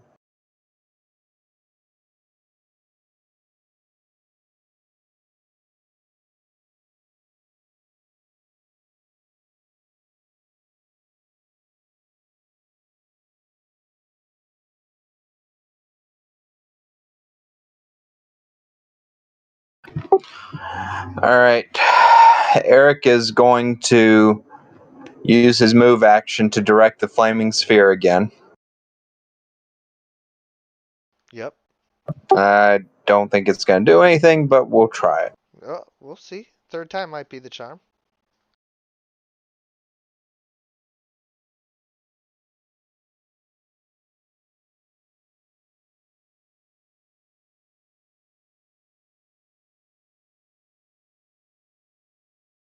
Nope. Okay. And for his standard action, Eric is going to cast Produce Flame and hurl the flame at the hag.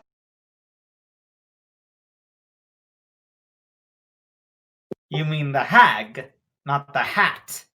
Yes, the hag.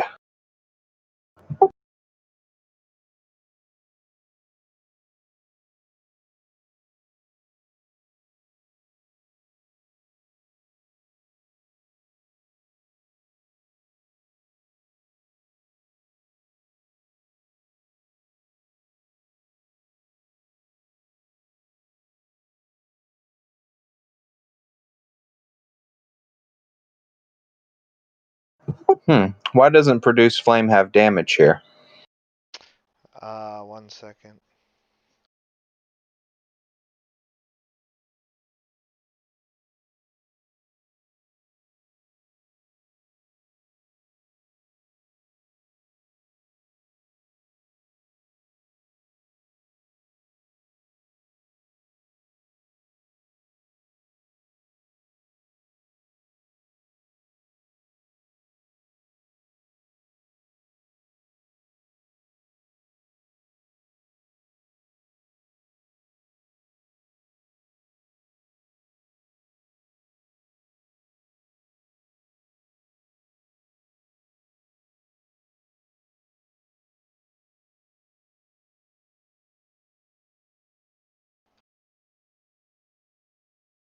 There you go. I don't think you get past spell resistance, so. No. All right, that's Eric's turn. Unfortunately, the wind whipping around her continues to protect her from your spells.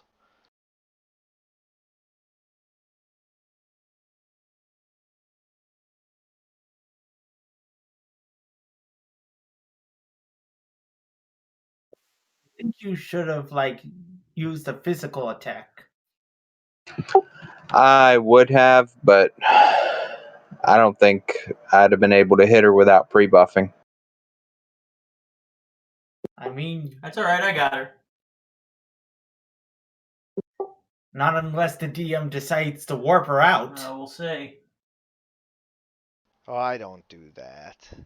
I mean, I will if it's an actual ability that they have and all of that, but I don't just lame it like that all the time. If I recall, you have done that once before. Oh, if that's an actual ability that they have, yeah. She turned invisible and left though. That's different.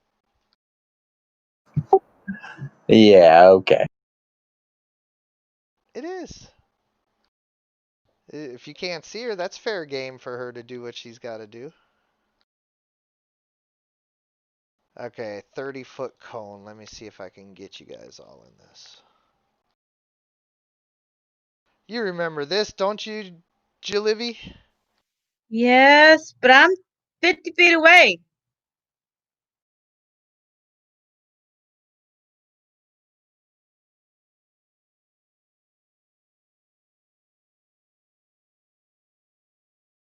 I refuse to pass go. I refuse to take the $200. I'm staying my 50 feet away. All right, so yeah, I can get all three of you here. And Is it If it's a 30-foot cone, how what? it says 30 foot? Uh-huh. Okay. Oh, you're I'm not talking getting. about. Yeah, I'm not getting you. Oh, you're Talking about talking the about. three and Okay, yeah. yeah. Poor Scotty. She's gonna be in a trance again.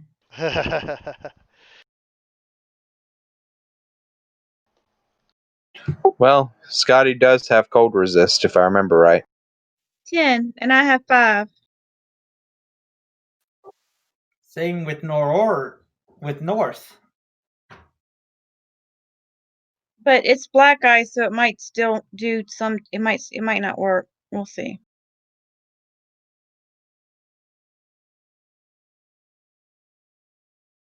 North and Ambrose are blinded as wind and snow and ice whips into their eyes.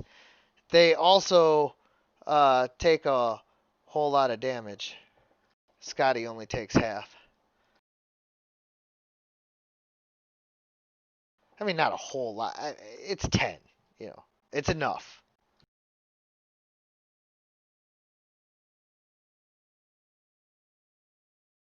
Yes, isn't the hag what? Yeah, the hag's what killed my first character.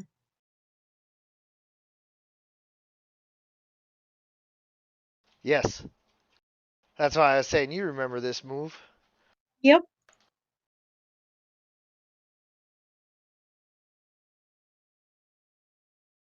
We should reawaken Ixlana the Bard at some point. Not in this campaign, obviously. Yeah. All right. And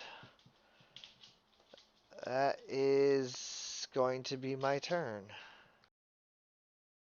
Unless that was a bonus action. No, no.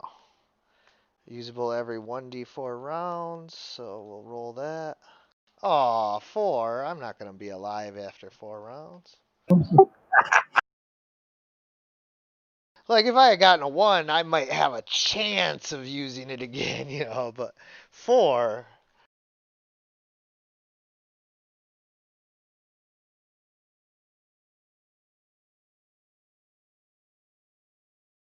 Okay, so North's in the way again, so I guess I'm gonna have to do magic missile or something. How Remember, it seems that magic isn't very effective against her. I know, but I have no strength, like 0. Yeah, she doesn't even have a physical attack to use, but also for certain spells, there is no spell resistance. So let's see if you have anything like that. Either a maximized fireball or a magic missile is probably your best bet. I think magic missile goes through resistance, doesn't it? Nope, it does have resistance. So yeah, Yeah, I'm gonna have to empower or something. That's what I was planning on doing anyway. Check. I don't think I have any that have 0 resistance, but I'm you gonna check. don't. Yeah, I just did. Well, if you do a fireball, you can probably aim it between the Skeleton King and the Hag and miss North with it. Yeah. See, I gotta figure out how far 20 feet is away.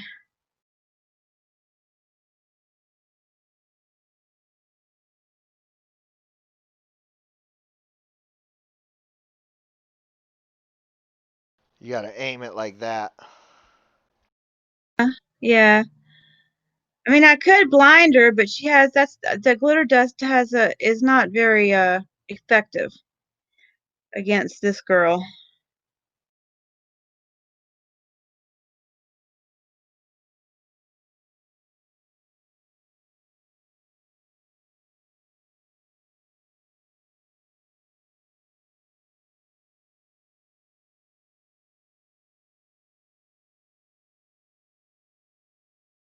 Okay, I'm gonna have to use Empower, but I don't exactly know how to use it.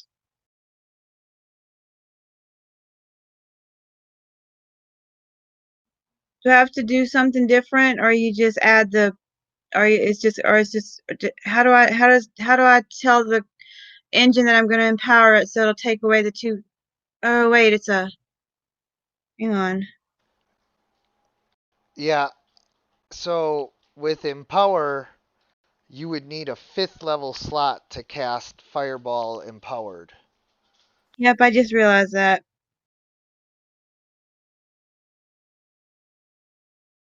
How about you try empowered magic bolt, magic missile? Magic missile, yeah. What do I have to roll to do that? Okay, so for Empower spell, it increases the spell variables by 50%. So basically, uh, what you do is, I believe that like if you were to roll 6d6 plus 6, that you would roll 9d9 or 9d6 plus 9. I believe that's the way that works. So for magic missile, it wouldn't actually do anything for you. Okay. Uh, Wait, yeah, that's right.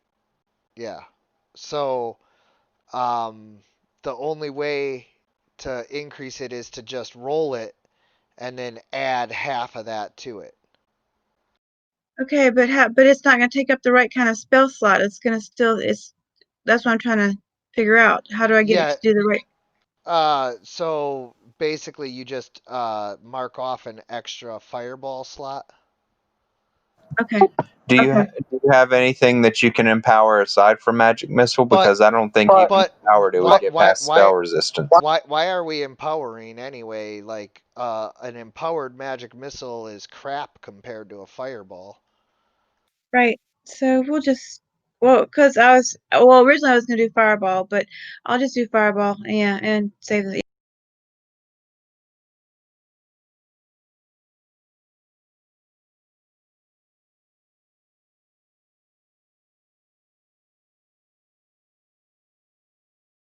I was just trying to find a way to make it stronger, but I can't do it without because I don't have enough. I'm not high enough. Yeah. You must be this high to empower fireball. Yep. Or to be on the Joe Rogan podcast. But as you said, it won't. It they they're thing the thing won't allow won't allow if we use magic missile on its own. It won't damage anything. You forgot to target the head. God, why? Why does it keep giving me 4s? I don't know, but you forgot to target the hag. Doesn't really matter because it missed. It does matter because fireball isn't an attack spell. I wasn't trying to target the hag. I was trying to target the middle of it. Right. Yeah, so what I'm saying is that because there is no attack, you can't miss. Oh. Okay. So you want me to roll again? Yeah, 1 second.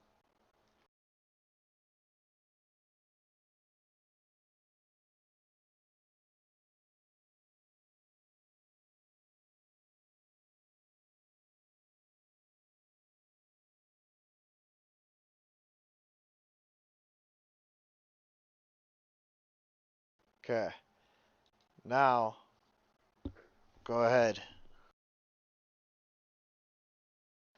Make sure you're targeting the hag.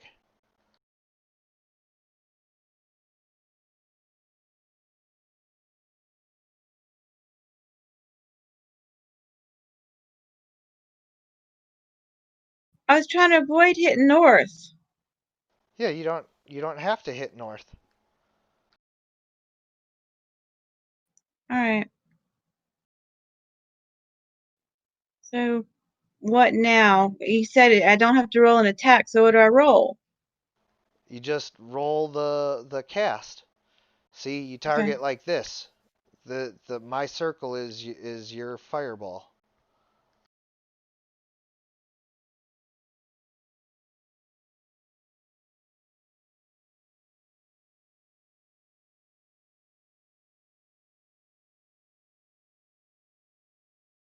Okay. So, checking.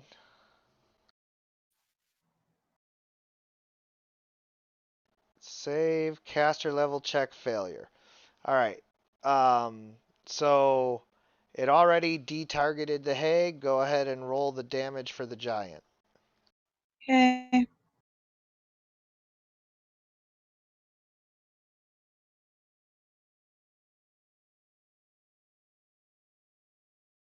See, look at all that damage. Yep. Unfortunately, it was. I wish it was for the hag because the hag's controlling the thing. Yeah, We could. but the chances of the magic missile getting past her spell resistance were just as bad, if not worse, because of the lower level spell. So. Yep. And then is that your turn?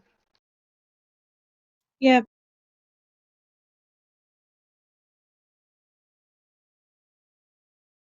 Ambrose. All right, last one for me tonight, guys. I have to. move Yeah, on to we're other wrapping stuff, up so let me after see if I this. can make this a good one. Yep, we're wrapping up after this round. As I was Okay. saying, Dad. So I've got 3 attacks here, right? Yep. +1. Oh, I forgot to put the +1 in. Sorry, it doesn't matter. Boom. Both hit. I got one more. We got one more. Let me get the third one in. Yep. That one misses. So you get to Okay, so roll I got 2 damages. And she's instantly dead. You hack her head off, and it rolls to the ground before exploding in icy shards in all directions. You guys notice that as it does so, the skeleton giant stands up and, wielding his huge longsword, begins to menacingly walk towards you. Will our heroes survive this new threat? We will find out next week on Dragons of the Frozen Seas. I want to thank all of you for playing. I want to thank anyone who's watching. And as always, everyone, good game. gaming. Gaming. Good game.